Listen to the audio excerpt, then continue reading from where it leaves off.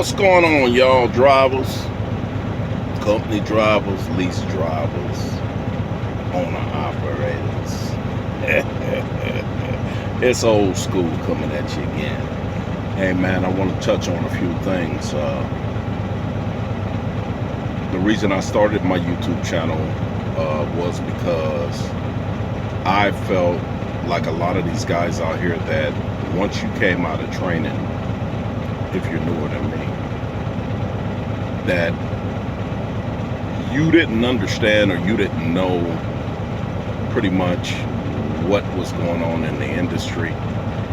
When they told you came out, they would tell you in training back in my day, man, what they teaching you in the driving school is not what's taught out here on the road. You got to go hands-on. This is not a school of book smarts. This is a school of mental knowledge. Just like I was explaining to you, one of the simplest things, especially when it comes to the trailer inspection, that trailer inspection right there, DOT will ask you for that. A lot of companies now, they put it in like a big manual or a big binder. But a lot of them still do it the old way, which is to put it in the nose of the trailer. What you're going to find in that plastic bag is the registration to the trailer, the inspection for the trailer. The inspection has to be for 1 year. It can't be like right now. That one has it's part of your pre-trip too.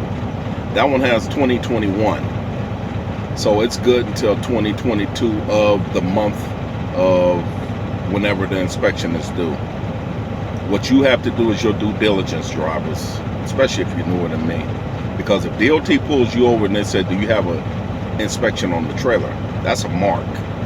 What we're trying to do here in this industry is keep your marks down. We don't want you getting a bunch of CSA scores, especially for someone else's equipment, because it counts against you too. Another thing I'm going to touch on here in a few days is pre-trips.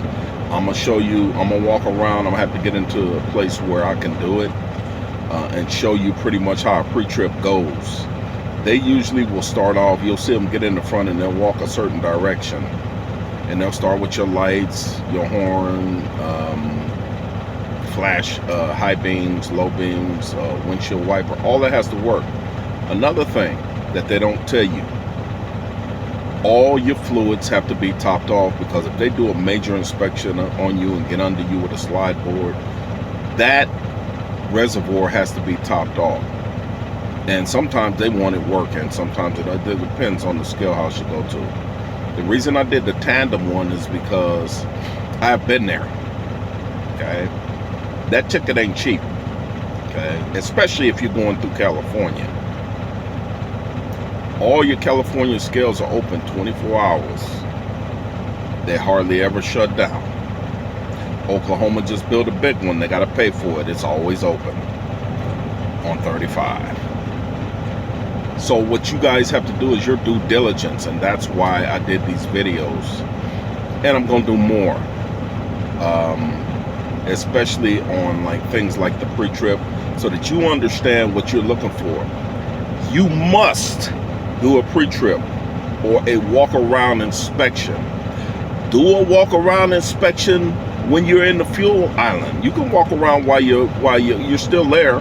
You're not leaving the pumps. That's the thing. You can't. The purpose of you staying there to watch the pumps is so that you don't have a diesel fuel all over the ground and cause an ecological, environmental problem. But you can do a walk-around inspection when you're at your truck. Kind of consider it like you're admiring your vehicle, even if it's a piece of crap. Just walk around it and admire it. But when you're admiring it, your due diligence is look for anything that might be out of place, i.e. tires low. I got a blown airbag. One of the main things you're going to find on a pre-trip, and I'll show you when I do the pre-trip, One of the main things you're going to find on the pre-trip when you wake up in the morning, keep a flashlight. You can keep a little one if you can't see. But and you can turn on the utility light. But one of the things that you're going to find, hub seals. Hub seals are major. They're not, when I say major, I don't mean they're major repair. They're not, because all they're going to do is take the seal out and put another seal in. But the problem you have is every time that you get out and do a pre-trip, if one of them hub seals is blown, you're going to know. You know why? Because it's going to be all over the damn rim, and it's going to be all over the side of the trailer. And you're going to be like, damn, the tire look like it's got armor all on it. You may not see it all. You may not see it after it came out. Sometimes you do. Sometimes you don't. It depends on the hub seal. But you know how many hub seals I've caught doing a pre-trip the next morning? That's your bearings. They're not getting oil. The oil's leaking out. You'll lose a rear end because all of that is tied in together. Your rear end is tied in with those axles. So when they put the fluid inside the rear end, the pumpkin, there are those splines in there. They have to drive it a little bit, but that gets the oil down into the hub.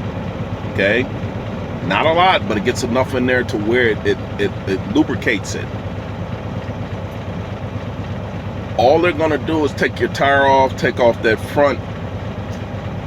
I'll show you, but they're gonna take that hub off, and then what they're gonna do is they're gonna put another seal. Now, where you get into problems is there's bearings in there, and when they take that hub seal off, they have to pull that spline out, and they have to pull the bearings. Then they have to put it back in, and then they have to top off your pumpkin. That's why I said do your due diligence and watch them, and make sure that they top it off, because the mechanics forget too. They're not perfect, you know, so you have to let them know. Hold on a minute, I need my coffee. It used to be coffee and nicotine, but I gave up the cigarettes, and I'm also going to lose some weight because they're coming down on us. Anyway, that's just to let you guys know, man, that when you do your due diligence and you do your pre-trips, you'll find that you might have a headlight out. You'll find that a trailer light is out. I actually got a ticket running through a Texas scale. I'm not gonna name which one, but I got 3 because I was running with my parking lights, trying to be cool, you know, young like y'all. He cited me for 3 lights out. Remember this, drivers, if you know what I mean. Every light on that tractor and that trailer has to be working. That's why we tell you to carry spare parts. Even if you walk into a store and you see your bulb in there, grab it. Because you never know. They may be out of stock, and then you got to go to the next truck stop. Do the same thing. You're taking a chance, and it's going to cost you in the pocket. And that's what it's about. It's about holding your money and saving your money. There are other things I'm going to talk about here in a second. But yeah, you want to carry those extra parts, and you want to do your due diligence on the pre-trip. And if you need to, get extra parts, get them, because that gives them less reason to stop you. Because when they pass by you, don't think they ain't examining you. They're looking at you. Sometimes you can look in the mirror, you see the cop right there on the side. You get riding on the side. He's inspecting you while he's going down the highway and trying to figure out, I'm gonna pull this guy over. Is he crossed his T's and dots his I's?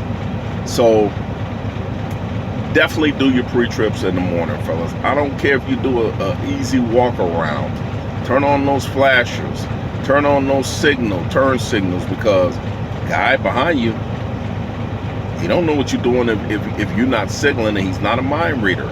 You coming over with no signals is a definite accident waiting to happen. Another thing I was going to touch on is saving. You seen the price of the food in the truck stops? Pretty high, huh? Why do you think you see all these trucks in Walmart? Okay, there are certain Walmarts that you cannot go in, but there are other Walmarts that you can go in. Walmart is going to save you hundreds than eating in these truck stops. These truck stops are expensive. If you go in there for 5 little bitty wings, what is it, $7, $8? Go to Walmart, get your whole chicken for less. But what a lot of drivers will do is every week they'll make that Walmart stop, stock up on whatever they need in supplies, and go on down the highway. A lot of your accidents happen in truck stops. The reason those accidents happen in the truck stops is because guys are parking on the end. See, old schoolers know. Let me look for a spot. Let me see where there's an opening that I can get into where I don't have to back. That's the first thing they're thinking. Let me find a spot I don't have to back. I could just pull through with no problem. But you have to know your angles. You have to know your distance. You got to know how to judge. Like I just did a pull through right now. But I knew wherever I plant those the drive tires, I know for a fact that trailer's got what we call, not dog leg, but I'll think of the name in a minute. But it's tracking. Trailer tracking is what it is. Remember, wherever you put the tandems, the trailer is going to follow. So if you turn, and I can almost guarantee you, if you turn and you move over about 5 inches, but always stay in your mirrors, drivers. Your mirrors are your lifesaver because you don't know what's behind you. Some of these guys in these four-wheelers will ride your ass, okay? Some of them will ride on the side of you and try to be in your blind spot. They try to get paid. Be careful. Do your due diligence. But like I said, when it comes to parking on the ends, those are the most dangerous spots in the parking lot because guys are turning out, guys are turning in, and now you have guys just parking right there. So know that when you're in a truck stop parking lot, these are the things that are going to test your skills. Don't look at it as a bad thing. Look at it as you're going to be tested. But when you park on the end, what happens is that trailer drops. See, you're driving two vehicles. You're driving the truck and you're driving the trailer. Okay? So always remember that trailer's going to drop. You turn right, trailer's going to drop. The faster right you turn, or the closer you get to that vehicle, the closer that trailer's going to get because we call it dog tracking. That's what it is. Dog tracking is when, or dog legging, or damn, I'm trying to think of the word, but I can't think of it, drivers. But basically, just think of it as the back tires on the trailer and the front drive tires. Wherever you plant those drive tires, think of it this way. That trailer is going to go in the same spot as the drive tires.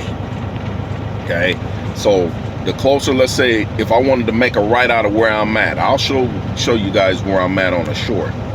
But if I pull out of here, and if it was like it was this morning before I delivered my loads, there's no way I'm gonna make a right turn out of here because number one, I got trucks in front of me. And this is what I mean by you have to know your surroundings. I can't just pull out of here and make a right because there's a truck on the right side of me. I can make a left because I can see what's going on the left.